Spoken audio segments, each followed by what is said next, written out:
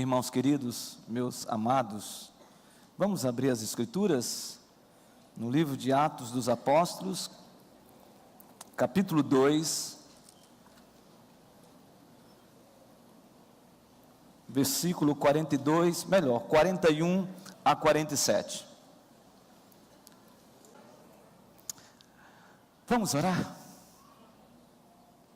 Senhor, muito obrigado. Muito obrigado porque nós sabemos que o Senhor tem soprado o seu Espírito no nosso meio. O Senhor tem sido um Deus tão gracioso para conosco. O Senhor tem sido um Deus presente nas nossas vidas. Sabemos que somos limitados, sabemos que somos frágeis, sabemos que pecamos muitas vezes contra o Senhor e contra os nossos irmãos. Mas graças a Deus, porque sua palavra diz, se confessarmos os nossos pecados, o Senhor é fiel e justo para nos perdoar os pecados e nos purificar de toda injustiça. Senhor, nós cremos nesta palavra, portanto purifica a sua igreja, abrasa a minha boca e que eu seja apenas canal para falar da sua palavra, Senhor. Enche esse lugar com seu Espírito. Nós estamos aguardando um grande avivamento. Nós estamos esperando um grande quebrantamento na vida da igreja. Nós queremos, Senhor Deus, ver essa igreja experimentando, se quebrantando, à luz da sua palavra. Que seja assim, em nome de Jesus. Amém, Senhor. Atos capítulo 2, versículo 42 a 47, nós vamos dar continuidade à ministração que começamos, eu e o pastor Zé João, a ministrar nos cultos da nossa igreja. Vou pedir licença aos irmãos para fazer apenas um breve resumo, a título de introdução, a guisa de introdução, para que nós não tenhamos dificuldade de compreender a exposição desse texto. Mas serei breve. Diz assim a palavra de Deus. Então os que lhe aceitaram a palavra foram batizados, havendo um acréscimo naquele dia de quase 3.000 pessoas. E perseveravam na doutrina dos apóstolos e na comunhão, no partir do pão e nas orações. Em cada alma havia temor, e muitos prodígios e sinais eram feitos por intermédio dos apóstolos. Todos que creram estavam juntos e tinham tudo em comum. Vendiam as suas propriedades, bens, distribuindo o produto entre todos à medida que alguém tinha necessidade. Diariamente perseveravam unânimes no templo, partiam o pão de casa em casa e tomavam as suas refeições com alegria e singeleza de coração, louvando a Deus e contando com a simpatia de todo o povo. Enquanto isso, acrescentava-lhes o Senhor, dia a dia, os que iam sendo salvos. A título de introdução, e por que não dizer, no desenvolvimento desta pregação de hoje, que vai falar sobre a igreja, uma igreja vibrante, uma igreja viva, uma igreja que atua, uma igreja que impacta uma sociedade, e por que não dizer, uma igreja extremamente relevante e saudável. Eu creio que nós temos que pensar, olhando para a igreja primitiva, em duas perspectivas. A primeira perspectiva é quanto à origem dessa igreja. A origem da igreja primitiva, a igreja dos primeiros séculos, a igreja que tem todo um arcabouço referencial, modelo para a igreja dos nossos dias. Essa igreja, quando nós falamos sobre a origem, nós não estamos dizendo que aqui se forma, ou aqui nós temos a estrutura da igreja cristã, em termos de nascimento, como se aqui oficialmente temos o aniversário da igreja cristã. Não, não é isso. Nós estamos falando da origem dessa igreja, que nós chamamos de igreja primitiva, porque igreja como povo de Deus, igreja como povo do Senhor, nós temos isso já desde a perspectiva abraâmica, o povo de Deus, a igreja. Mas aqui no texto que nós lemos, nós temos realmente a origem e a formação de uma igreja que abalou o mundo. E nesse sentido, nós precisamos observar como esta igreja se desenvolve, se origina. E não dá para falar sobre isso sem falarmos sobre a presença do Espírito Santo na origem desta igreja. Os irmãos sabem muito bem que a presença poderosa do Espírito Santo no Antigo Testamento e no Novo Testamento tem relações de identidade, mas também tem algumas características um pouco diferentes.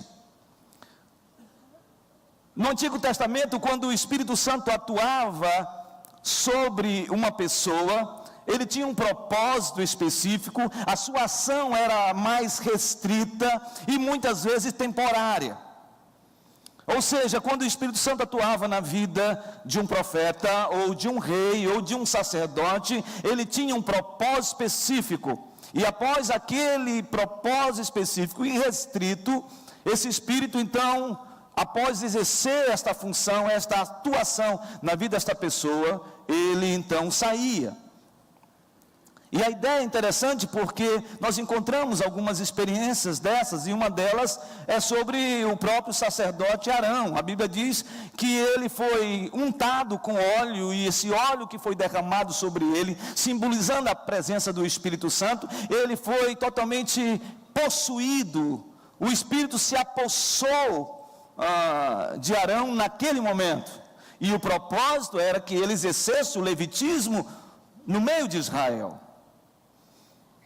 Quando nós olhamos sobre Davi, quando foi chamado para reinar sobre Israel, a Bíblia diz que o sacerdote Samuel jorrou sobre ele um óleo.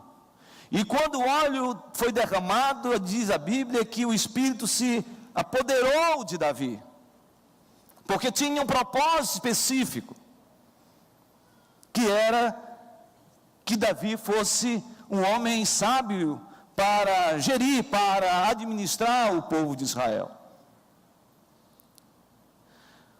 A primeira vez que nós temos algo contundente a respeito dessa ação do Espírito, que viria de uma vez por todas sobre uma pessoa e seria permanentemente presente na vida desta pessoa, é a palavra profética que nós encontramos em Joel capítulo 2, versículo 28.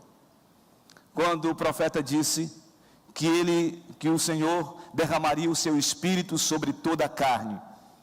Quando o profeta disse isso, quando o Senhor, usando o profeta, disse isso, ele estava apontando para um dia que o Espírito viria sobre uma pessoa ou sobre uma comunidade, e ao descer sobre esta comunidade ou sobre esta pessoa, ele permaneceria de uma vez por todas. No Novo Testamento, nós podemos entender claramente que esta palavra profética se cumpre. Quando nós olhamos para o Antigo Testamento e lançamos nossas lentes, nossa retina para o Antigo Testamento, nós temos as promessas de Deus. Mas quando nós olhamos para o Novo Testamento, nós temos o cumprimento dessas promessas. Seja plenamente ou ainda em processo de cumprimento. Mas o fato é de que Jesus começa a apontar isto de maneira clara, falando aos seus discípulos. E ele fala aos seus discípulos a respeito disso no Evangelho de João, capítulo 16. Quando Jesus disse que ele iria para o Pai, mas não deixaria os seus discípulos o quê? Órfãos. E é interessante porque nós temos duas palavras no Novo Testamento muito interessantes a respeito do Espírito. Em João capítulo 3, quando Jesus ministra na vida de Nicodemos e leva ao conhecer a Jesus, ele fala sobre o Espírito. E ele diz que o Espírito sopra onde ele quer. da maneira que Ele quer, porque essa é a ação do Espírito, e a palavra Espírito, naquele texto, é pneuma, que significa um sopro, uma revitalização, um sentimento de que alguém está passando por um processo de transformação de vida. Essa não é a expressão que nós encontramos em João capítulo 16, quando Jesus fala para os seus discípulos. Ele fala sobre uma segunda expressão, e a expressão que ele diz, que ele vai para o Pai e não nos deixaria, e os seus discípulos órfãos, é que ele deixaria esse Espírito, e a palavra ali é parácletos, é uma palavra grega que significa conselheiro, aquele que aconselha, aquele que orienta, aquele que assiste. E isto tem uma relevância, porque a ideia aqui é a ideia de que uma pessoa que caminha com Deus, ele é assistido pela presença do Espírito de Deus. Jesus está dizendo de que quando esse Espírito fosse derramado, ele iria assistir essa pessoa, ele estaria ao lado, ele estaria na pessoa, caminhando com essa pessoa. Jesus é levado ao Calvário. Ele morre, ele desce à sepultura, e ele ressuscita. E no processo de ressurreição, Jesus se apresenta a algumas mulheres, Jesus se apresenta aos discípulos, Jesus se apresenta a uma comunidade de 500 pessoas, e Jesus fala com esta comunidade a respeito do seu processo também de ascensão. Ele diz para os seus discípulos, em Lucas capítulo 24, versículo 49, vão para a cidade tal e permaneçam nessa cidade até que vocês sejam revestidos de poder. Então Jesus está falando para os seus discípulos para eles irem para Jerusalém. E eles vão para Jerusalém. E eles chegam em Jerusalém. E Jesus, na sua ascensão, ele fala com os seus discípulos. Ele fala aos seus discípulos algo maravilhoso que está em Atos capítulo 1, versículo 8. O que Jesus diz? Mas recebereis poder ao descer sobre vós o Espírito Santo, e sereis minhas testemunhas, tanto Jerusalém, Judeia, Samaria e até onde, irmãos? Aos confins da terra. Antes de Jesus ser assunto aos céus, ele fala isso para os seus discípulos.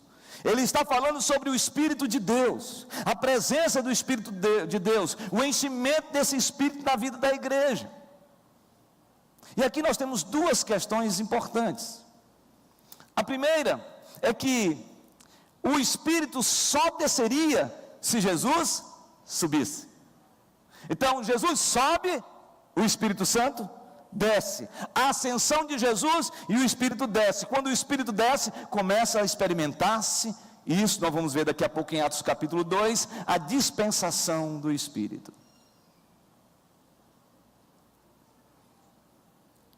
A segunda implicação em Atos capítulo 1, versículo 8, é que esse Espírito que desceu no meio das pessoas, ele começa então a fazer com que essa igreja se expanda. Então nós temos a ascensão de Jesus, a dispensação do Espírito e a expansão da igreja. E como nós vemos isso? Em Atos capítulo 1, versículo 8, que me parece ser uma espécie de síntese da dinâmica que nós encontramos em todo o livro histórico de Atos dos Apóstolos. Porque do capítulo 1 até o capítulo 7, 8, nós temos Jesus falando exatamente isso, que nós seríamos, ou que os discípulos seriam testemunhas, tanto em Jerusalém, como na Judéia. A partir do capítulo 8, nós temos Jesus falando agora sobre o quê? Evangelização, ou seja, o anúncio e os discípulos são levados a isso, desde o capítulo 8 até o 12, por que não dizer até o 13, nós temos a expansão da igreja agora, aonde? Em Samaria e Cesareia.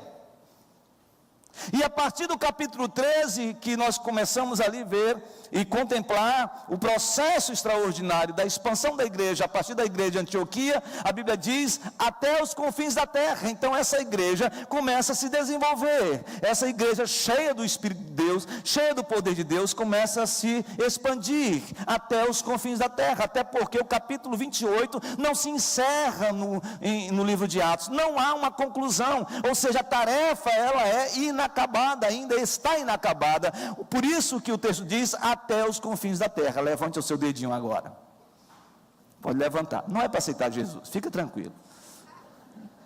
Levantou? Diga, até aos confins da terra, até a igreja presbiteriana de Manaus e adjacências. Aqui agora, sou eu, Jesus. Chegou aqui. A igreja chegou até você, chegou no seu grupo familiar, chegou na sua casa, a igreja chegou na sua vida, e portanto, ela vai continuar avançando até a volta de Jesus. Agora, essa igreja experimenta algo maravilhoso. No cenáculo, 120 reunidos, como Jesus tinha dito, para que eles estivessem e permanecessem naquela casa, num dia, numa festa, uma celebração de Pentecostes, onde gente de todo lugar, da Mesopotâmia, da Ásia, da Panfilha, gente que veio da Arábia, gente que veio de todos os lugares, se aproximam e celebram exatamente a festa de Pentecostes, porque eram judeus vindo de todos esses lugares, judeus que experimentaram a perseguição, judeus da dispersão ainda do século VI e século VIII antes de Cristo. Então eles voltavam e celebravam Pentecostes em Jerusalém, homens piedosos, que muitas vezes esses homens, diz o texto lá de Atos capítulo 2, que não significa necessariamente que eram judeus convertidos ainda ao judaísmo, não eram judeus, eram homens piedosos que estavam ali em Jerusalém, mas também foram impactados. Então esse povo todo estava ali reunido, homens, mulheres,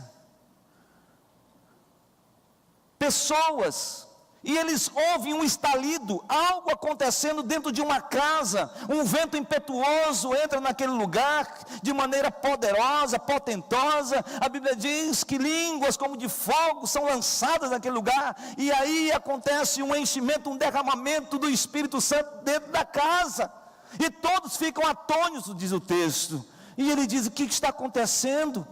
Não são porventura estes homens judeus galileus de segunda classe que falam errado, agora estão aí cheios e estão falando uma língua, que essa língua é parecida com a nossa, na verdade é a nossa língua materna, e o termo ali, língua, linguagem, é dialetos, ou seja, a expressão da visitação de Deus, proclamando o Evangelho, enchendo esse povo começava a falar palavras, e essas pessoas de vários lugares, de influência helênica, grego, romano, todos com todo tipo de linguagem, entendiam o que estava acontecendo.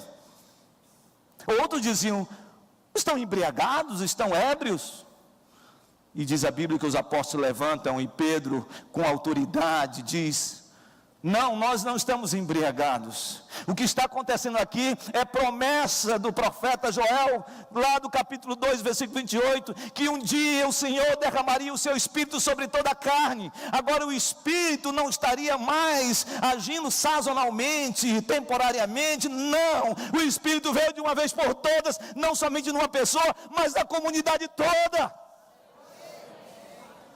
Quando a gente entrega a vida para Jesus, o Espírito entra em nós, por isso o Espírito está aqui, neste lugar. E diz a Bíblia que ele prega um sermão extraordinário, um sermão cristocêntrico, poderoso, maravilhoso, que ele fala sobre a vida de Jesus, ele fala sobre a morte de Jesus, ele fala sobre a ressurreição de Jesus, ele fala sobre a exaltação de Jesus, ele fala sobre o senhorio de Cristo. E a Bíblia diz que após esta mensagem tão contundente, eles ficam todos compungidos ouvindo aquela mensagem. A Bíblia diz que compungiu-se o seu coração, compungiu o coração desses irmãos, ou melhor, dessas pessoas que estavam ali, essa gente. E a palavra compungir no original grego é atormentar a mente. Eles foram atormentados com aquela palavra, eles foram incomodados na sua mente com aquela palavra, por causa do quê? Do pecado. E aí então eles dizem: que faremos, irmãos, diante desta palavra? Que faremos, irmãos, diante desta mensagem? E a Bíblia diz que Pedro fala: arrependei-vos, convertei-vos, para que sejam cancelados os vossos pecados e sejam batizados em nome de Jesus. Naquele momento, num processo de metanoia, ou seja, de mudança de mente, que é uma conversão genuína, estes homens e mulheres se prostram diante de Jesus, e diz a Bíblia que cerca de 3.000 pessoas se convertem, são aderidos, passam por um processo de adesão e começam a seguir o Mestre. Essa é a origem dessa igreja. Essa é a origem da igreja. E aí a pergunta é: então como se forma essa igreja? Esses 3.000 pessoas, essas 3.000 pessoas, sem contar mulheres e crianças, como que esta comunidade, aproximadamente 5.000 pessoas, eu creio, vivem? Como elas começam a existir como comunidade? Essa comunidade toda miscigenada, de gente de todo lugar, de todo jeito, toda cultura, etnia, comportamento, jeito de ser, e aí se junta em torno de algo que é fundamental na vida delas, dessas pessoas.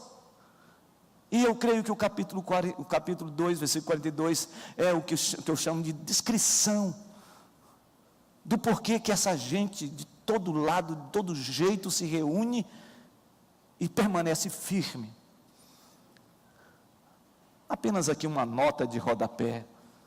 Irmãos, quando eu olho para essa igreja, eu vejo lampejos na nossa igreja.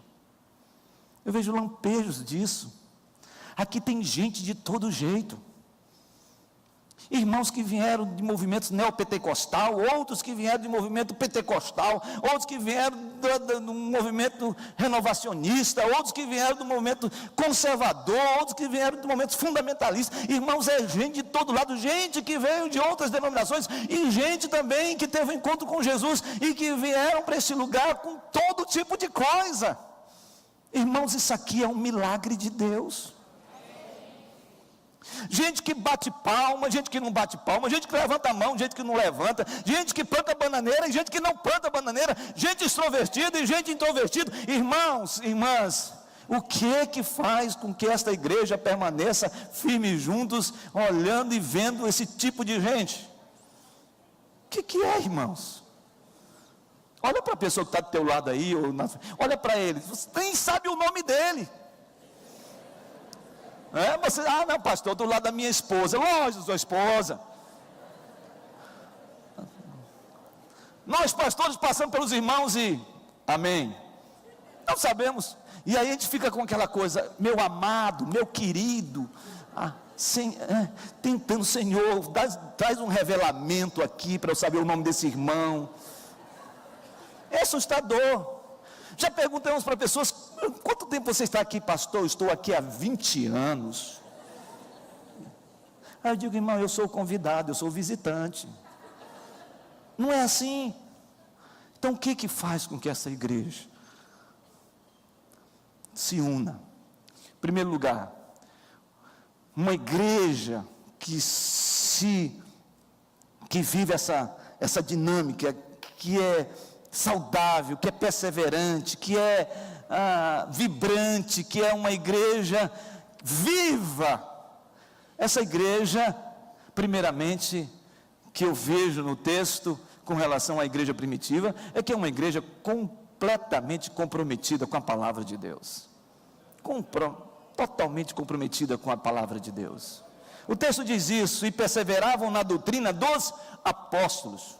Ou seja, a ideia de perseverança aqui no original é, eles se dedicavam, eles insistiam, eles eram pessoas persistentes na doutrina, e a palavra doutrina é didaquê, ou seja, ensino dos apóstolos, é sobre Jesus, é o evangelho da graça. Eles estão firmados nisso, eles estão comprometidos com a profundidade do evangelho. Eles querem viver a palavra, eles querem andar na palavra, eles querem sorver tudo aquilo que os apóstolos têm e tinham para oferecer a título de experiência que eles tiveram com Jesus, e por que não dizer a respeito da Torá, a respeito dos escritos e dos profetas.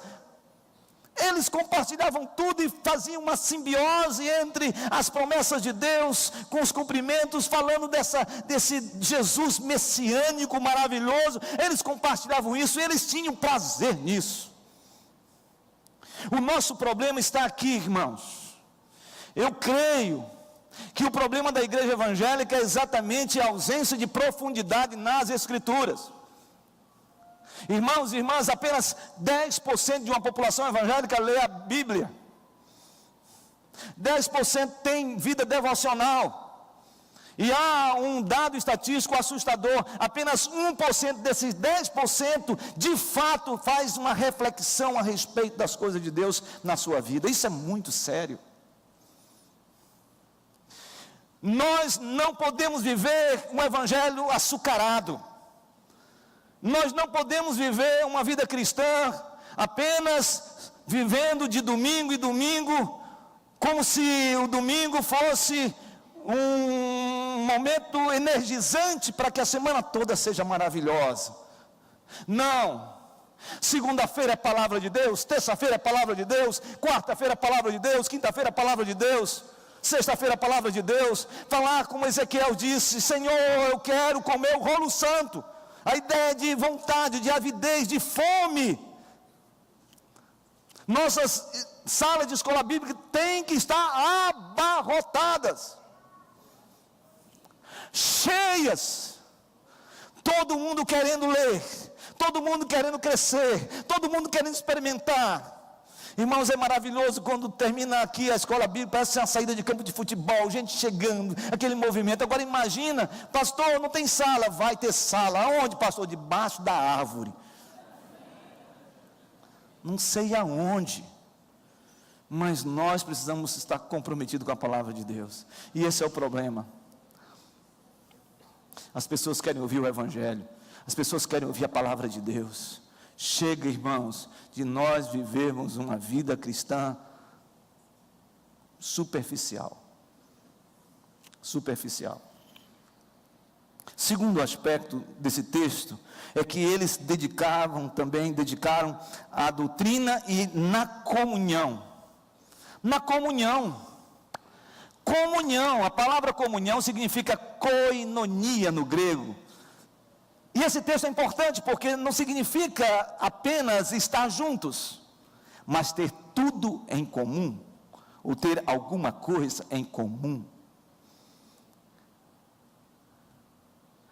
Comunhão é algo fundamental na vida da igreja. Há 3 dimensões que a gente pode pensar nessa ideia de comunhão. Abra a Bíblia em 1 João capítulo 1, versículo 3. 1 João capítulo 1, versículo 3. Lá no final, perto de Apocalipse, você tem aí 1 João, capítulo 1, versículo 3.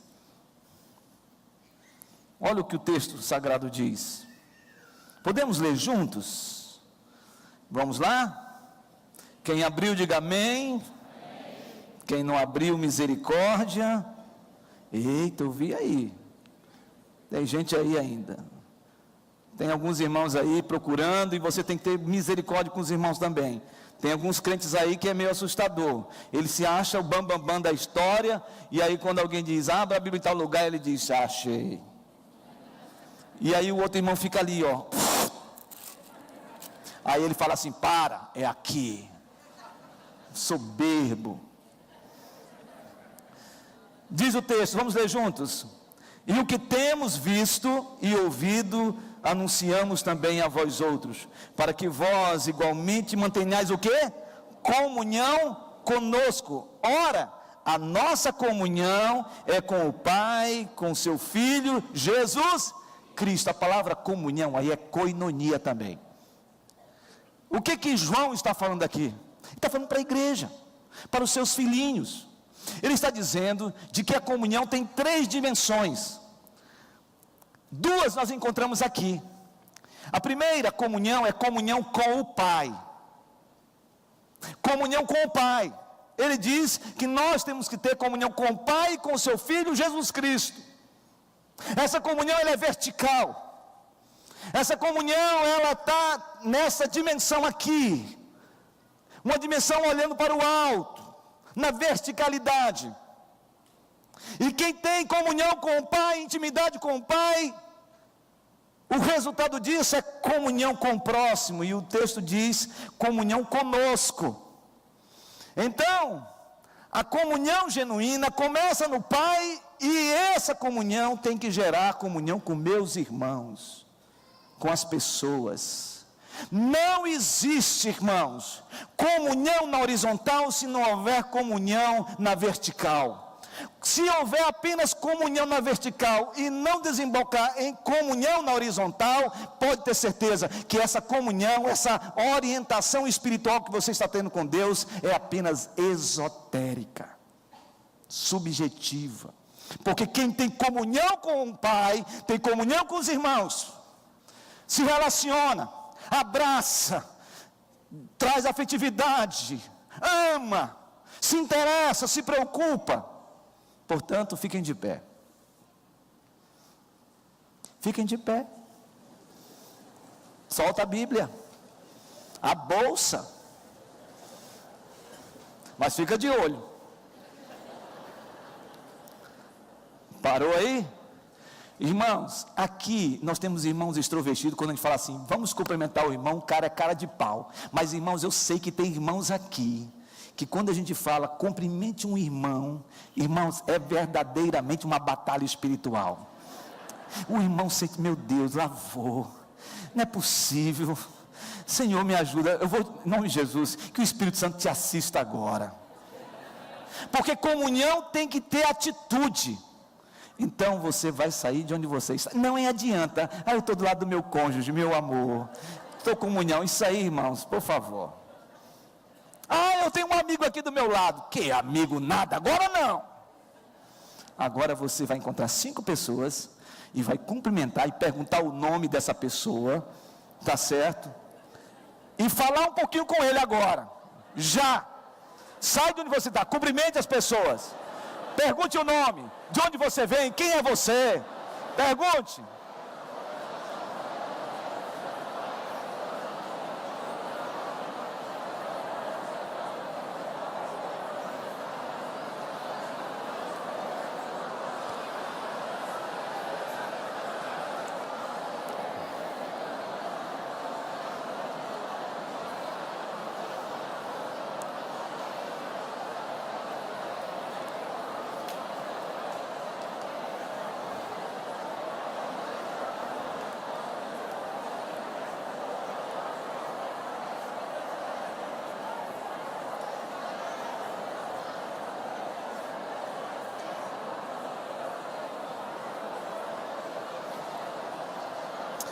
Amém.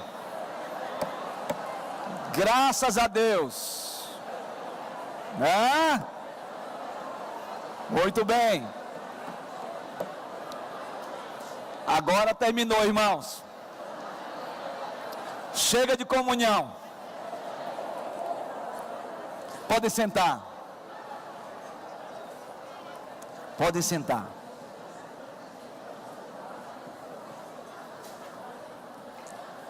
Podem sentar. Os irmãos também só querem uma palhinha.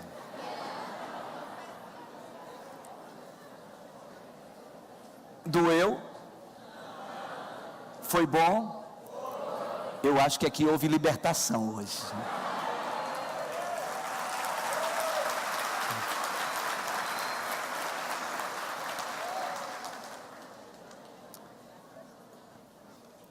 A gente às vezes quer aprofundar essa comunhão e a gente acha que o que nós fizemos aqui é muito simples e é muito superficial.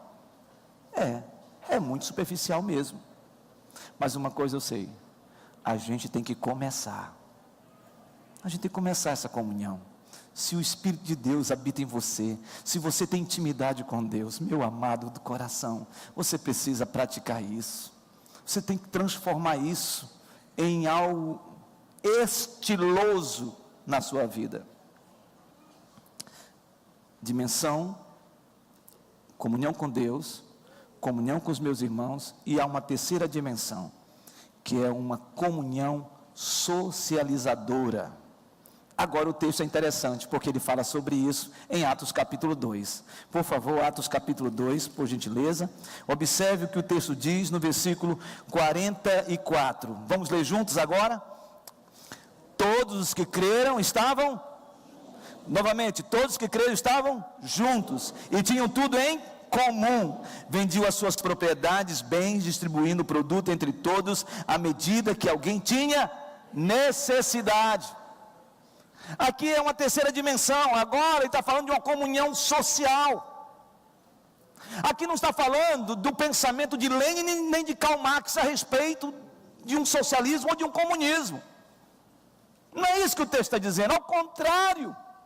Se alguém tem essa mentalidade, está deturpando as escrituras. Porque o que acontecia nessa igreja primitiva, nessa comunidade de informação, são duas coisas que não acontecem dentro de um sistema comunista. Porque tudo é imposto. Aqui foi algo espontâneo, natural, e isso transbordou no amor. Era amor.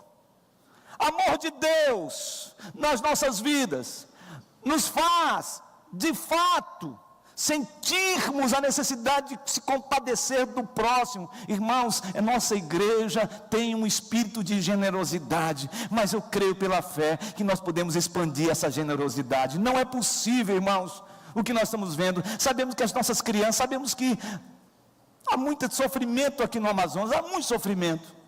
Mas duas cenas eu fiquei estarrecido esses dias, acho que foi quarta ou quinta-feira, vendo crianças venezuelanas andando na rua, só com calção, ou com calcinha, um pedindo pão, pedaço de pão para comer, andando sem caminho, sem objetivo, andando sem perspectiva, mas andando na rua, e uma criança, com uma plaquinha na mão, dizendo que estava vendendo o corpo dela, por R$10. Irmãos, eu não sei o que nós vamos fazer, mas tem que começar conosco. Quando alguém bater na porta, quando alguém estiver passando por uma luta, uma dificuldade, o nosso coração tem que sentir. Temos que sentir. Temos que sentir com as nossas crianças amazonenses, temos que sentir com as crianças de povos perseguidos pela injustiça, temos que sentir quando há uma injustiça social, nós temos que sentir, mas não só sentir, mas agir. Agir. Isto tem que ser provocado, porque se isso não provocar indignação e inquietação na nossa alma, nós não estamos verdadeiramente tendo comunhão com Deus. A nossa vida espiritual é oca, é vazia. É preciso sentir.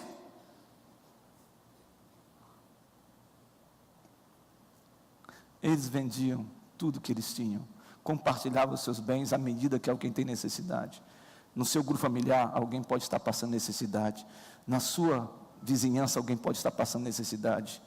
Alguém na igreja está passando necessidade. E qual é o nosso procedimento? Um irmão disse que ele levou alimento na Venezuela e ele sentou para comer num restaurante. Ele não conseguiu comer, porque quando ele botar uma colher na boca, alguém dizia: você pode me dar um pouquinho da sua comida? Ele não conseguiu comer.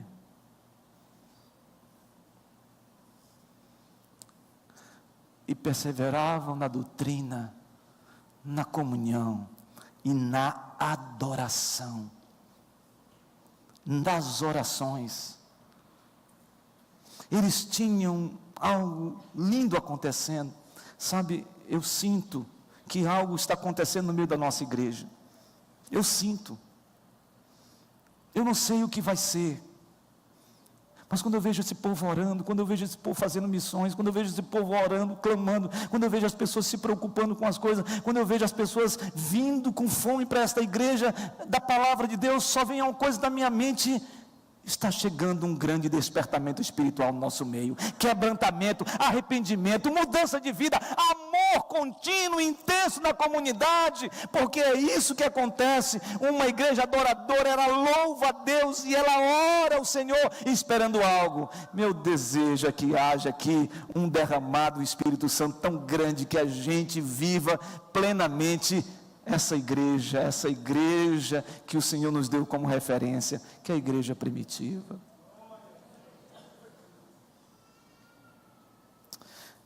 E nessa adoração havia algumas coisas acontecendo, porque eles partiam pão.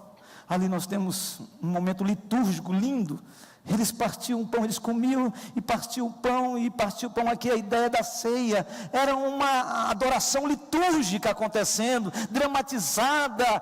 O pão, vinho, simbolizando o corpo, sangue de Cristo, algo maravilhoso. Eles experimentavam isso, lembrando do que Cristo fez por eles e que Cristo tem feito por nós. Mas também havia uma adoração informal. Eles se reuniam de casa em casa e compartilhavam, se reuniam juntos, assim como nos nossos grupos familiares. Irmãos, quem aqui ainda não frequenta um grupo familiar, levanta a mão, por favor. Quem não frequenta, não se preocupe não, pode levantar a mão. Eu sempre pergunto quem frequenta, eu quero que não frequenta. Levanta a mão mais alto, que eu quero ver agora, que eu quero fotografar você agora. Fotografei você, meu amado querido. Quero fazer um convite.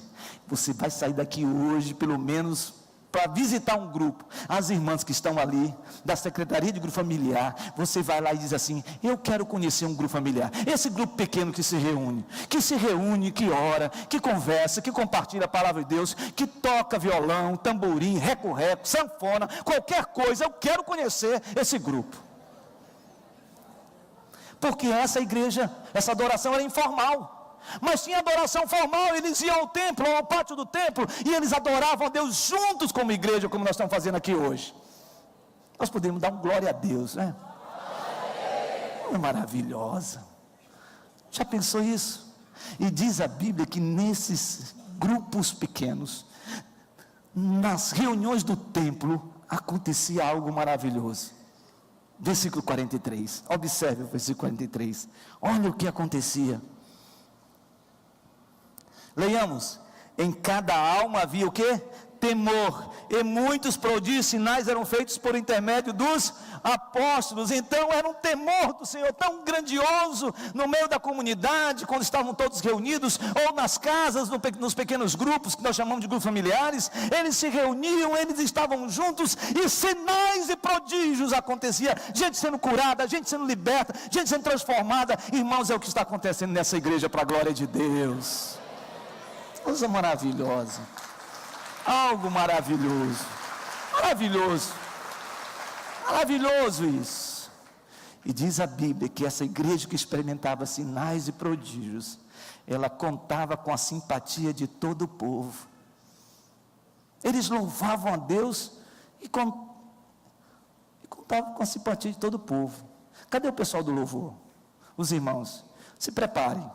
Pelo Senhor marchamos sim, o seu exército poderoso, porque hoje vamos sair daqui celebrando a Deus e cultuando ao Senhor, declarando isso em nome de Jesus. Mas calme, não terminei ainda não, vamos até meia-noite hoje. e contava com a simpatia de todo o povo. Era uma igreja empática, uma igreja que se preocupava, uma igreja que exalava simpatia no meio do povo. Irmãos, se tem uma coisa terrível, é crente antipático. Alguém disse, fala a Deus. Crente antipático. O crente antipático é aquele que quando ele chega num grupo de 10, 15 pessoas reunidas, e ele abre a boca, quando ele olha não tem mais ninguém. Vocês conhecem alguém assim? Não levante a mão. Mas mais do que o crente antipático é o crente chato. Crente chato. Às vezes chacrilongo, chato que cria pernilongo. Dê um sorriso, irmão. Ah, que coisa maravilhosa. Nossa igreja precisa se alegrar. Você sai hoje do culto, vá comer com os irmãos, vá se alegrar. Marido, chega em casa, faça o seu jantar com a sua esposa, faça isso, fala a Deus, e faz algo. Saia aqui hoje feliz, alegre, saia vibrando com a igreja, se alegrando com o Senhor, dizendo: você faz parte do corpo de Cristo, a presença do Espírito Santo está com você. Seja um marido feliz, alegre, exale isso para sua mulher. Vá em algum lugar hoje com seus filhos, coma uma pizza, faça alguma coisa, mas chegue em casa leve.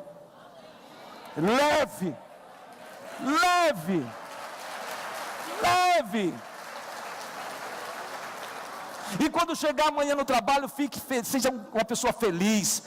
Transmita empatia, simpatia. Transmita, não seja aquela pessoa rabugenta, enjoada, que chega no trabalho com cara fechada. Não, chega dizendo assim: hoje eu estou feliz, porque Jesus é o meu Senhor, meu Salvador. E eu quero que vocês saibam que esse Jesus é lindo, é maravilhoso. Eu quero compartilhar com vocês esse amor de Deus. Irmãos, todo mundo vai ficar assustado com você. Meu Deus, o que aconteceu? Mas hoje é o dia disso. Hoje é o dia. E a Bíblia diz que essa igreja que louvava, que era simpática, aquela população, diz a Bíblia, enquanto isso, acrescentava-lhes o Senhor, dia a dia, os que iam sendo salvos. Que você esse ano, nessa estação da semeadura que estamos vivendo, você possa falar do amor de Deus e levar pessoas a Jesus Cristo, que elas possam olhar para você e falar assim: muito obrigado porque você falou de Jesus para mim. E aí você diz: louvado seja Deus por isso, porque o seu nome agora não está debaixo do jugo das forças do mal, você não está mais debaixo do tacão do inferno, o seu nome agora foi escrito no livro da vida, porque você pertence a Jesus. Oh, maravilha, que coisa maravilhosa. Irmãos, o Espírito Santo de Deus está aqui. Por isso vamos ficar de pé.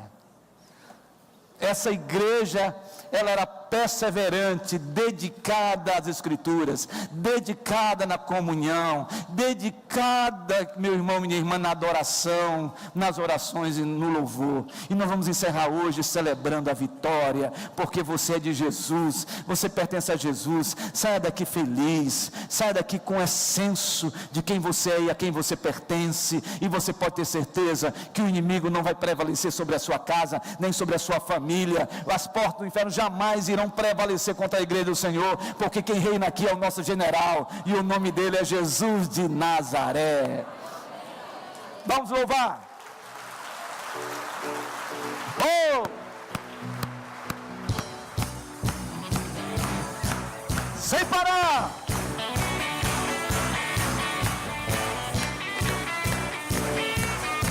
Pelo Senhor marchamos-se, seu exército poderoso é. Sua glória será vista em toda a terra. Vamos cantar. Glória a Deus. Vencemos a batalha, toda arma contra nós perecerá. O nosso general é Cristo, seguimos os seus passos. Nenhum inimigo nos resistirá. O nosso general é Cristo, seguimos os seus passos, nenhum inimigo nos resistirá. As palmas!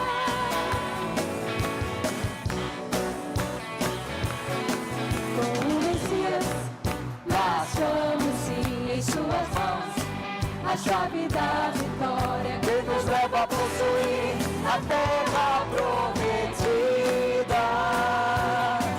Vamos cantar o canto da vitória. Glória a Deus! Vencemos a batalha, toda arma contra nós vencerá. O nosso general, O nosso general é Cristo, seguimos os seus passos, nenhum inimigo nos resistirá. O nosso general é Cristo, seguimos os seus passos, nenhum inimigo nos resistirá. Nenhum inimigo nos resistirá. Nenhum inimigo nos resistirá.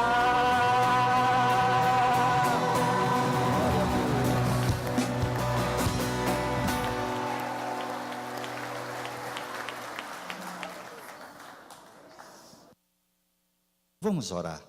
Senhor, muito obrigado pela tua palavra. Queremos imitar essa igreja que perseverava na doutrina, na comunhão, nas orações. E queremos imitar esta igreja na generosidade. Até, Senhor, mesmo, o Senhor coloca no coração de pessoas aqui, de espaços que têm vazios, que poderia hospedar uma família, um grupo de pessoas, e o Senhor coloque no coração de outros aqui, Senhor, também alimentos. Nós vamos fazer algumas ações objetivas pelos venezuelanos. Esta semana, o Espírito de Deus coloca em nosso coração a tua vontade clara. Coloca esta semana também os recursos. E nós queremos, Senhor, fazer para a tua glória e ganhar este povo para Jesus. Oh Deus, leva-nos em paz, e a graça do Senhor Jesus, o amor de Deus, o nosso Pai, e as consolações, as virtudes, o poder do Espírito Santo esteja sobre vós, irmãos, e sobre a igreja do Senhor que está espalhada em toda a face da terra, agora e para sempre.